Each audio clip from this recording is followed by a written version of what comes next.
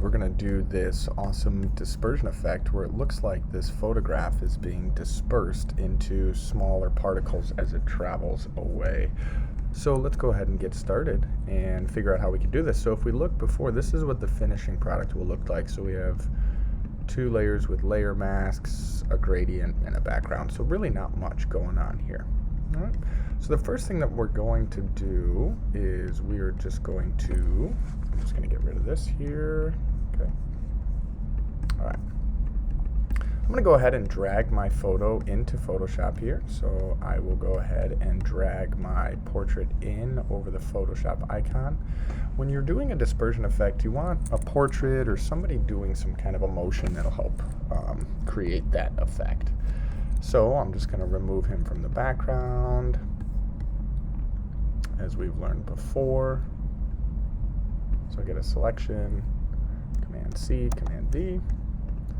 I'm going to delete our background layer. I'm going to add just a solid color and make it white. All right.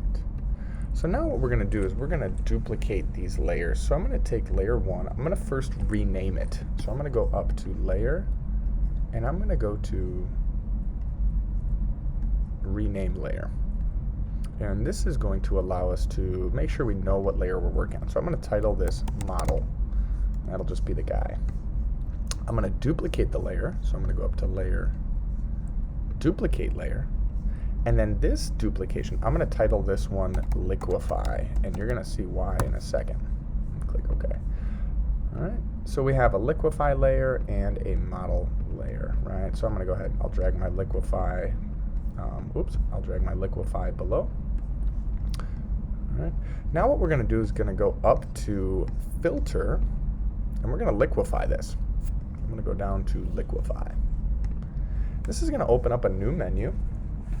And what I'm going to do is I'm going to liquefy about half of his face to the right. So I grab my top tool here, which is my forward warp tool, and I'm just going to click, hold, and drag. And you'll notice it pulls his skin and all the pixels in that photo. It's kind of really trippy, right? It's kind of crazy. I'm just pulling. I don't want to pull too much to where I distort his face, but I just want to pull half of it. Right. And then I'm just going to kind of pull the top up there a little bit. And I'm just going to cover the entire other half of the page, just like that. If you need to, you can use your bracket keys to make this tool smaller or bigger. All right, I'm going to click OK. All right, so now you're going to see I have a normal layer and a liquefy layer. So we're going to add some layer masks to these. So the first thing we're going to do is we're going to add a layer mask to the liquefy, but we're going to make this liquefy mask black. So I'm going to make sure I'm on the mask here, and I'm just going to hit Command I, and it will make it all black. And you'll see why in a second. Then I'm going to click my model layer, and I'm just going to add a normal mask to that. So now let's go ahead and start doing our dispersion effects. So as we learned yesterday, we can download brushes. And I went to, a couple pop-ups there. I went to dispersion brushes, dispersion Photoshop brushes. As that's loading. Internet's being a little goofy today. Go figure.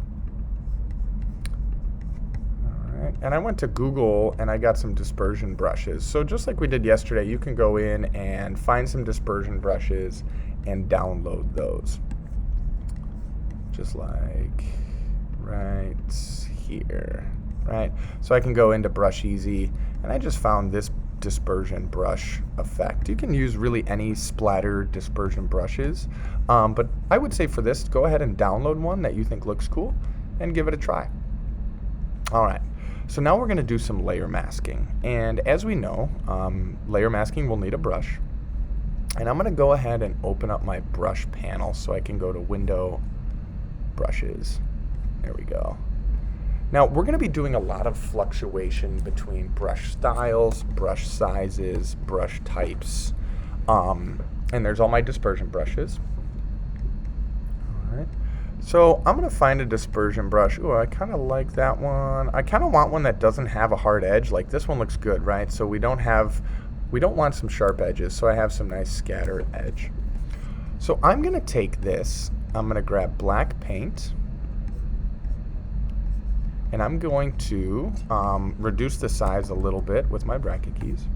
Now, one of the things that we're going to do is change the direction of the brush. So if I'm in brushes here.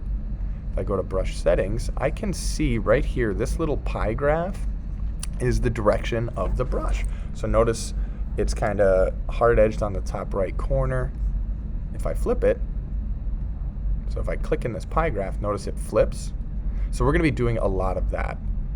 So I'm going to flip this and I'm going to just kind of reduce my, make my opacity kind of high. And I'm just going to start clicking just variously over the edge of my model layer. So I'm on my model mask. I'm going to reduce the size a little bit. I'm just single clicking. I'll make this a little bit bigger. Boom. Reduce the size a little bit. I'm going to rotate it a little bit. What we don't want is the same brush a bunch of times because it will start to look patterned. All right, I'm going to go kind of into his face here a little bit. And with this portion of the masking, I want to remove the entire edge. See how we can see his shoulder edge there? I'm just going to go in and kind of remove some of that.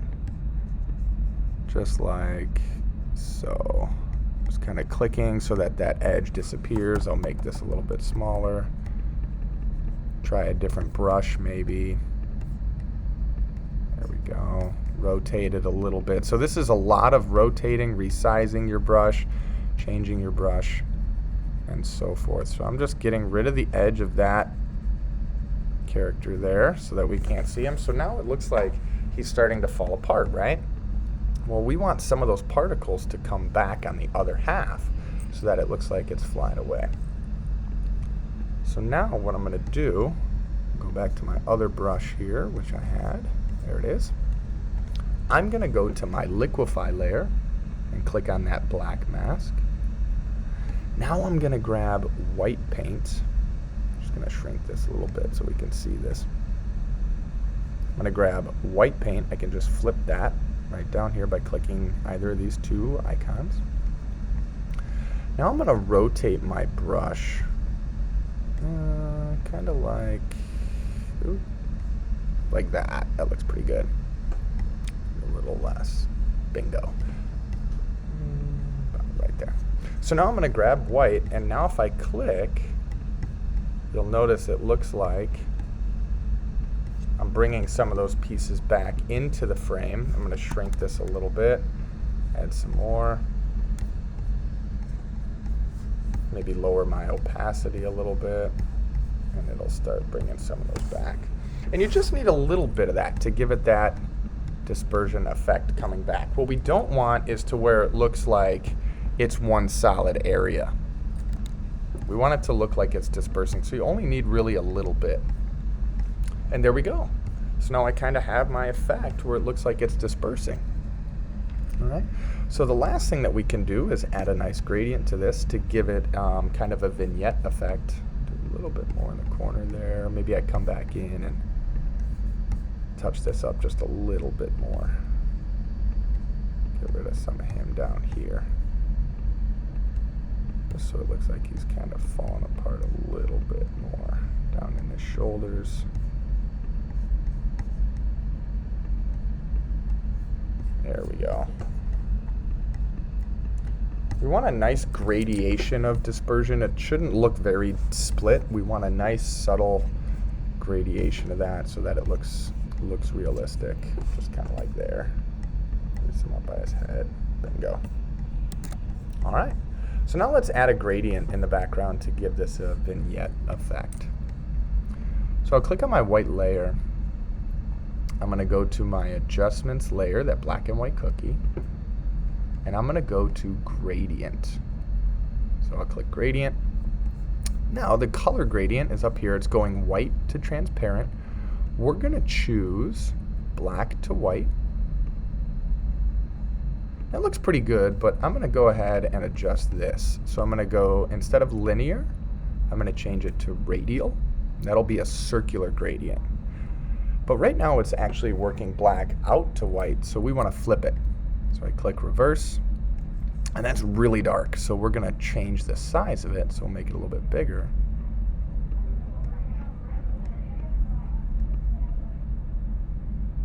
Kind of about there, looks pretty good. All right, then I'm going to click OK, and there we go. There's our final submission there, right? So we have our dispersion. We created a model layer, a liquefy layer.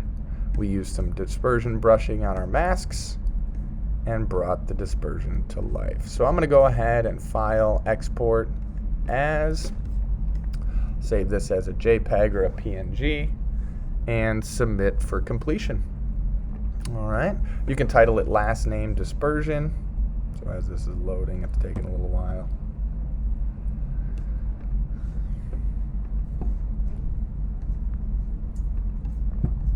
So I'll title this Haas dispersion. Save it to my desktop, and off you go. So best of luck. Again, use a good high quality image, and feel free to download some dispersion brushes to get some really nice effects. Alrighty, good luck.